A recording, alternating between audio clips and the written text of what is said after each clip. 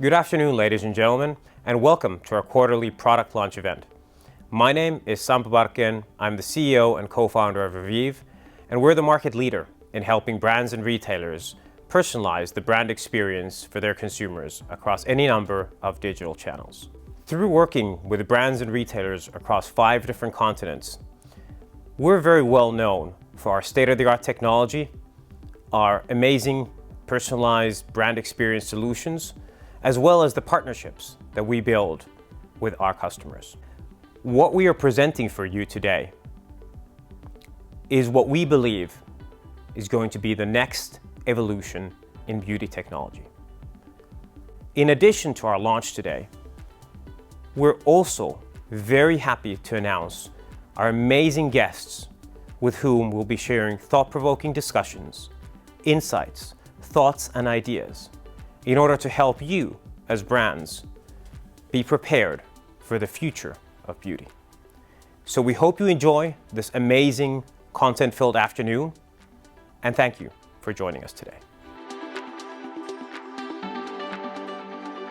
Well, hey, good afternoon, everyone. Thanks for joining us. My name is Sampo Barken. I'm the CEO and co-founder of Revieve, and today I am the privilege to welcome Elodie Levy, who has an extensive background in digital and innovation and marketing in the beauty space, from everywhere from Yves Rocher to L'Oreal to Coty, and today with GHD Hair. So Elodie, it's a pleasure to have you with us today.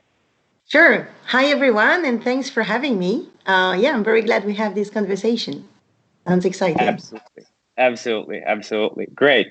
Hey, first of all, to get started, I mean, we all know it's been an exceptional year, and hopefully these unprecedented times, as everyone calls them, are soon coming to an end.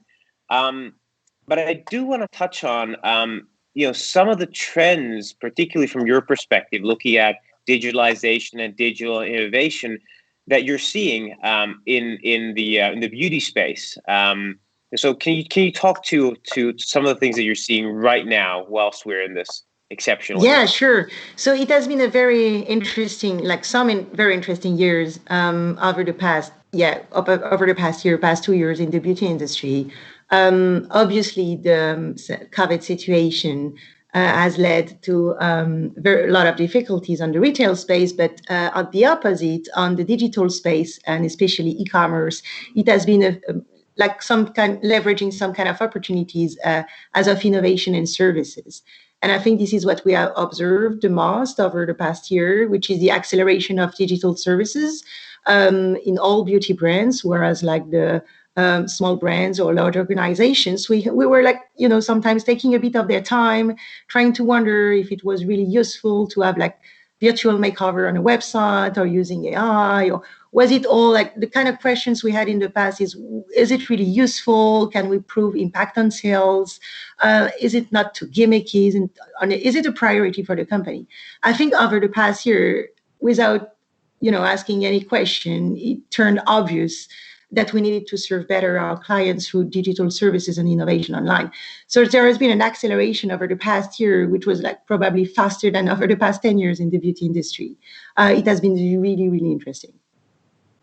Yeah, so definitely, I think we're seeing the very same thing. It's that technology has really taken a leap forward and also a really front row seat in how brands and retailers are serving and providing a brand experience to the end consumer. And as you mentioned, part of that was kind of in a forced way, but now it's really become the norm for a lot of brands or retailers. So you're absolutely right. Absolutely, right. Yeah, it became some kind of almost like a basics, a must do. Whereas in the past, it was more for some innovators who wanted to try and test and probably learn, exactly as you say, it becomes a basic. to have digital services that would allow to get the same level of services that you used to get in Mm. retail. Yeah, no, absolutely, absolutely. And how are you seeing the consumer respond to this? How are you seeing the consumer react to this inflow of digital services and innovations that the brands are putting out? So what's really interesting is that we observe that consumers are taking it as normal even faster than we thought, meaning that the level of expectation as of services online has come to a level that were unprecedented. It it becomes absolutely normal, and when you book something or buy something online, you get it uh, by mail at the maximum 48 hours later. It becomes absolutely normal. Then when you want to return makeup, skincare, because it doesn't fit you, you can do so and with no fees. And at same thing, it becomes absolutely normal. Then any kind of website provides you with services that allows you to get the best indication on the product before you purchase. And it's even the opposite. Like it's not an additional service that we serve to the consumer, but it's like the consumer asking, why don't you have 48 hours prime delivery?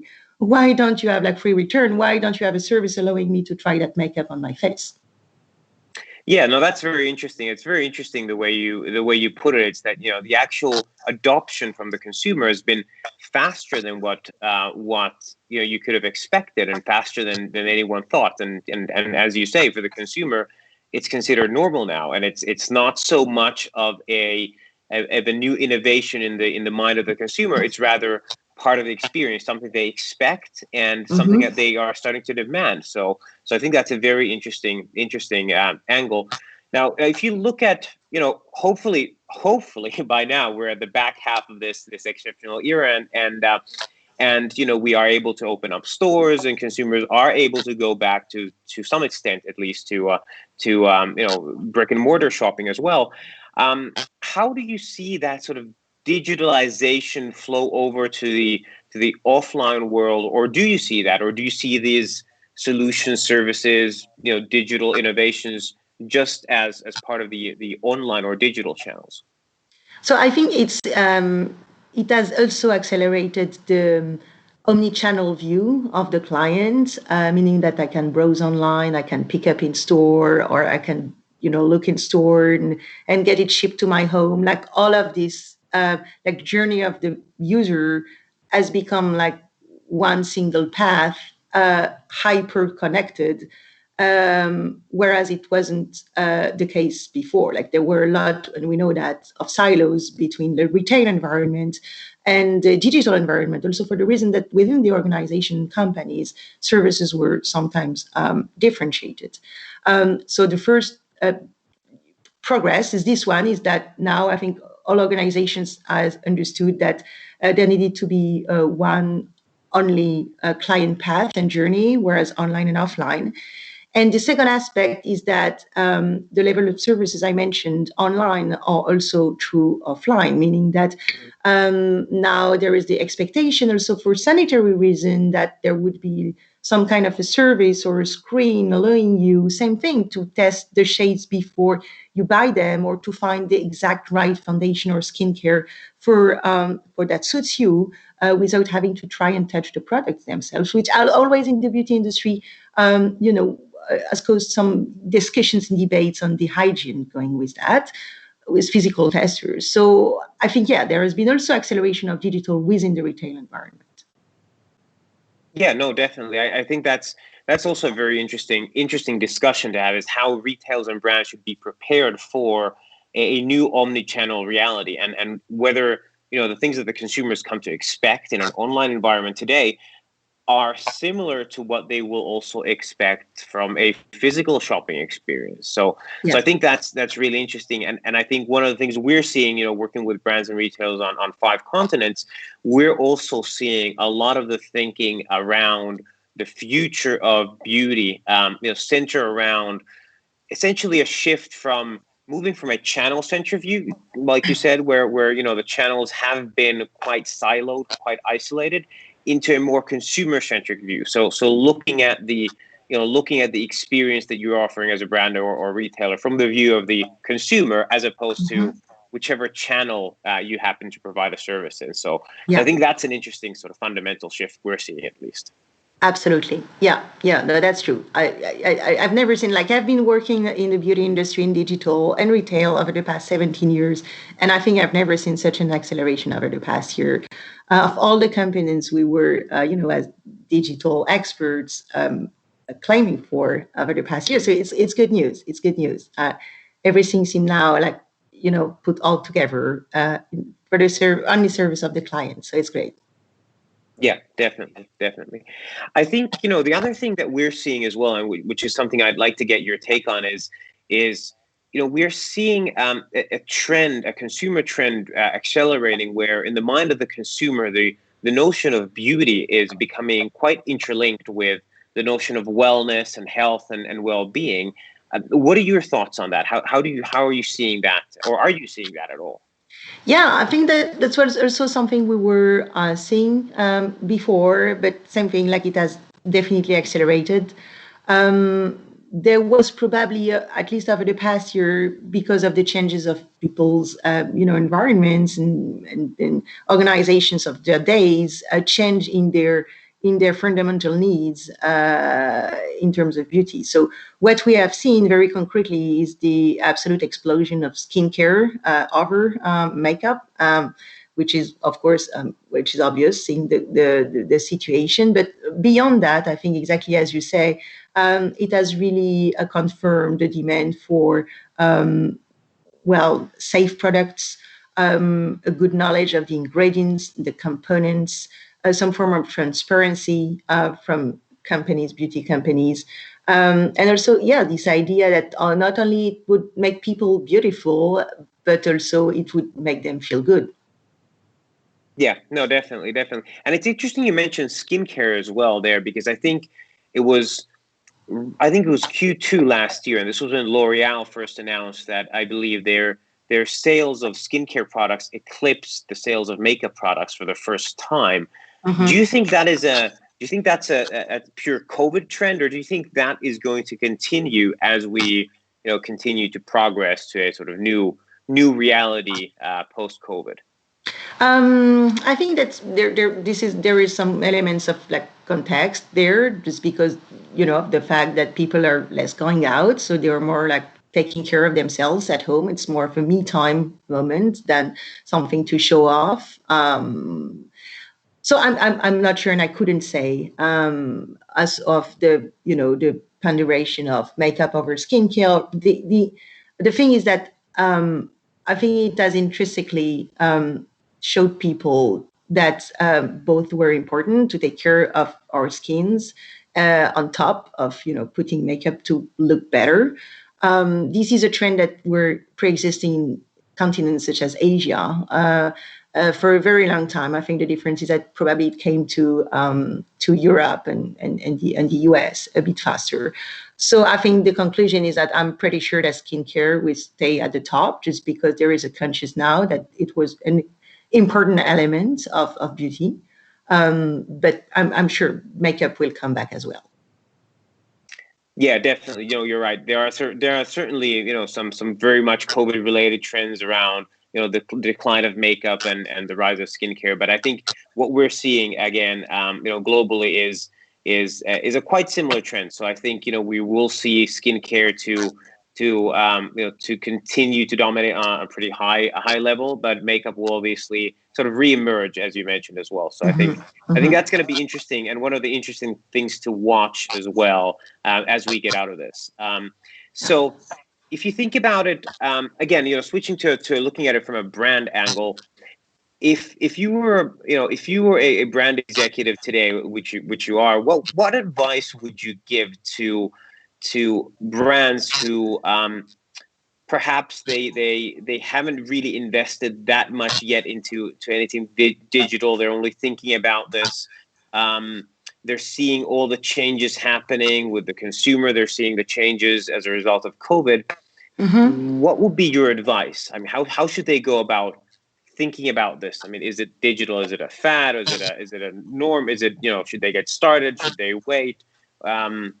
Any thoughts? So yeah, that's a good question because we see a lot of also a bit of concern from companies which hadn't invested as much as they would have wanted over the past years in e-commerce services, logistics, and digital overall, as well as omni-channel consideration. And I think everyone was a bit like also that this was worrying for companies which weren't as prepared as others. My point would be to say that first there are opportunities everywhere, meaning there is also opportunity for companies which weren't as prepared and mature and digital to leapfrog competition with something even more innovative than what other companies may have thought for before COVID. So it's never too late. That's the point. Whereas it's a fad, I definitely don't think it's a fad. I think that's the evolution of the consumers' behaviors towards purchase and buying products like beauty products online. So that will definitely stay. And as we said, also it will become as a basic like an fundamental expectation of the clients. So I think first point is to try to bridge the gap and cut back to a minimum of standard that would meet consumer expectation today. And also, opportunities, a lot of opportunities for innovation. There are plenty of things which haven't been done yet, I'm sure. And it's now time, to step back and think what could we do maybe better than competition that would attract our consumers to our website or retail. Yeah, definitely. And look, I think you're absolutely right. And something we always like to talk about is it's okay, if you haven't really invested so far into digitalization, that's fine. But the next best time to invest is now, because it is part of the future. To a growing extent, stores are not going to go anywhere. There's still going to be a need for a physical presence, especially in beauty. But digital is going to play a much larger role, even after COVID. So I think that's an important lesson for a lot of the brands or retailers, considering what is the right time, what should we do, when should we do it, and I think that's quite good advice. Then I think, interestingly, I mean, you're now working a lot more also in hair than before. Do you see these same types of trends around digital personalization, the brand experience? We've been talking about skincare and makeup. What are your thoughts about hair? Where's that moving? I think it's the same as exactly as you said. That's a point we should mention as well. The trend for hyper personalization is definitely everywhere.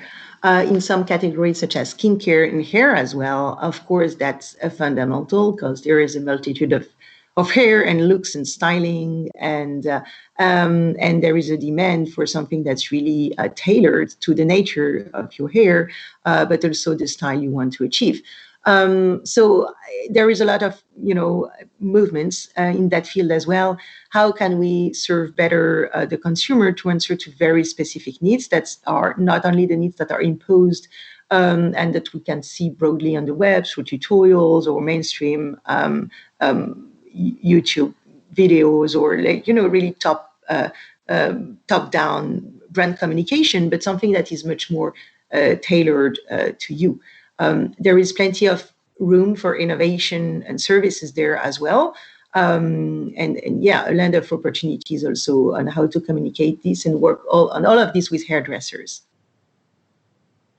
Yeah, definitely. And I think, with hair as well, I think one of the things that you mentioned, which was really interesting, is how do you actually combine digital tools with a physical experience, whether it's in a salon, or the same can be said also, in store with a beauty advisor. And I think that's one of the beauties of digitalization and the beauty of digital solutions and offerings that we're seeing emerging is the real combination of, not just, isolated in one channel, but how do you seamlessly use digital as part of the physical experience. And I think that's going to be interesting as well. Yeah. There had been the launch and presentation, I think, 2 years ago at CES of a connected mirror, which allowed people to try on colors virtually before they do their hair color in salon. So this was presented in 2018, totally pre-COVID. I think it has never been so true that before doing a hair color, people need to understand what they would look on themselves. And exactly as you say, like there is no barrier between salon and home. Like these kind of services should be available everywhere, and that's now a consumer expectation. Definitely. Great. Thank you very much, Elodie. I think this has been a Sure. real pleasure Thank you, having you. Sampo. Thanks for Real pleasure having having me. you share the insights. Really good discussion. So thank you very much, and I hope everyone in the audience really enjoyed our talk today. So thank you, Elodie, for Thank being part of you. this. Thank you all.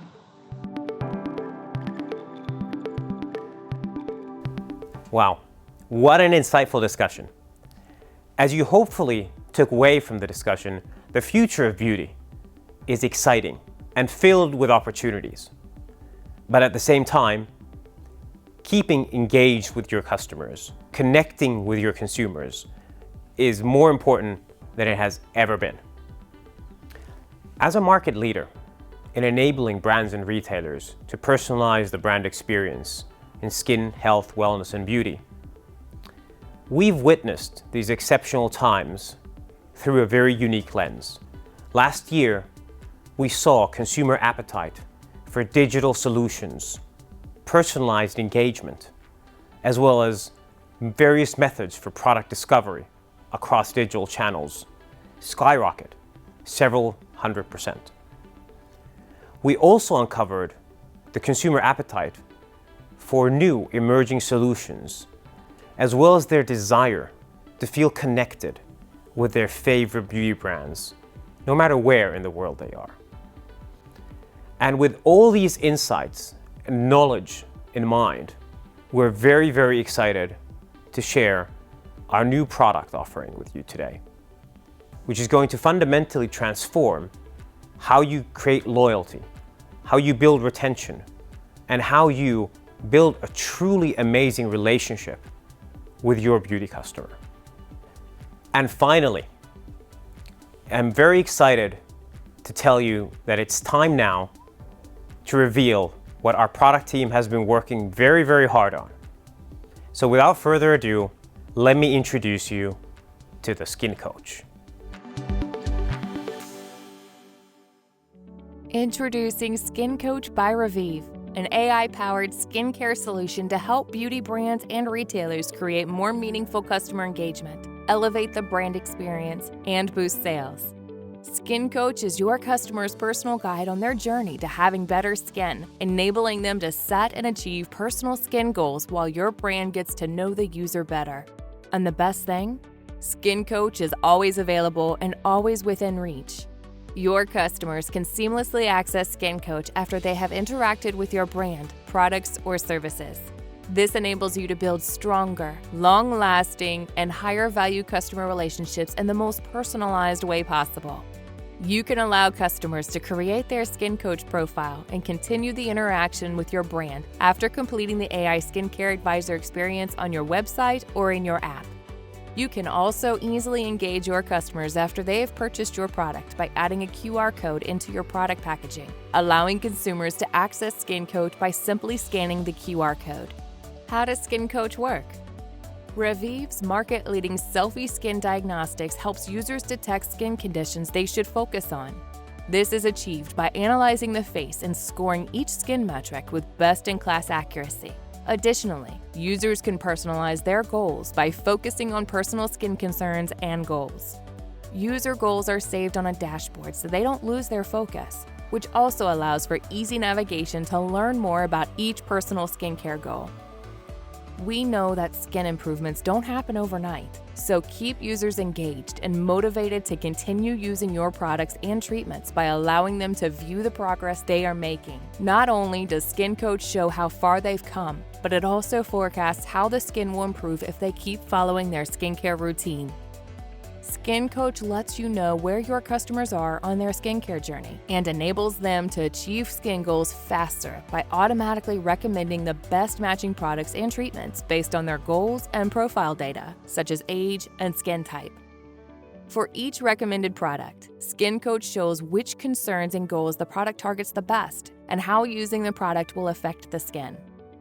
Powerful recommendations are automatically adjusted if the skin analysis results or the user's personal data change. Recommendations are also adapting to seasonal changes, always suggesting the optimal routine based on external location data, including UV exposure, humidity, and local pollution level. Want to gain competitive intelligence on what other products your customers are using besides yours? You can enable users to complete their routines by adding other brands and products from Revive's global database, therefore allowing you to leverage valuable information to recommend similar and more suitable products from your collection to boost sales. Morning or evening routines. Skin Coach helps users build their personal skincare routines and keeps them safe on their personal devices. Users can easily replace and compare products and treatments and add their favorite ones in their routines with just a few clicks. Skin Coach can maximize conversion by allowing consumers to purchase their favorite products directly from the solution. The holistic Skin Coach experience provides users with many ways to keep track of their skin health along with other individual changes and can store their personal data when requested. Users can receive more detailed information of the AI skin analysis, have a closer look at their historical changes over different periods of time, and keep their profile always up to date for the most tailored and unique experience. Like all of Revive's solutions, the Skin Coach experience is designed to provide a personalized education that matches each user's current skin metrics and skincare routines. The goal of Skin Coach is to help your customers understand their skin better and to make more informed decisions that will lead to better skincare results and higher customer satisfaction. Skin Coach can be enriched with a variety of educational content, including skincare application tutorials, images, videos, and dynamic content, thereby guiding your customers towards achieving their skincare goals by helping them become experts on their own skin. Today's conscious and informed consumers also want to know how each ingredient will affect their skin and which ingredients are best just for them. Skin Coach provides the user with the most in-depth access on the market to personalized ingredient information throughout the user experience. Skin Coach allows you to collect powerful insights from your customers, including their concerns, goals, and demographic information. This enables you to stay up to date with ever-changing consumer expectations and beauty trends in the market, empowering you to create new beauty initiatives that match your consumers' desires while providing a one-of-a-kind tailored service. Skin Coach, to help your customers achieve their best skin. Customize the look and feel to match your brand philosophy. Fast to implement and scale globally. Accessible via desktop, tablet, and mobile on iOS and Android. Skin Coach by Revieve for the most personalized, digital-driven brand experience.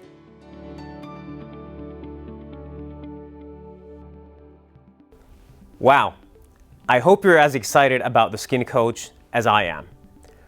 This amazing new product really enables you as a brand to build a next generation relationship with your audience.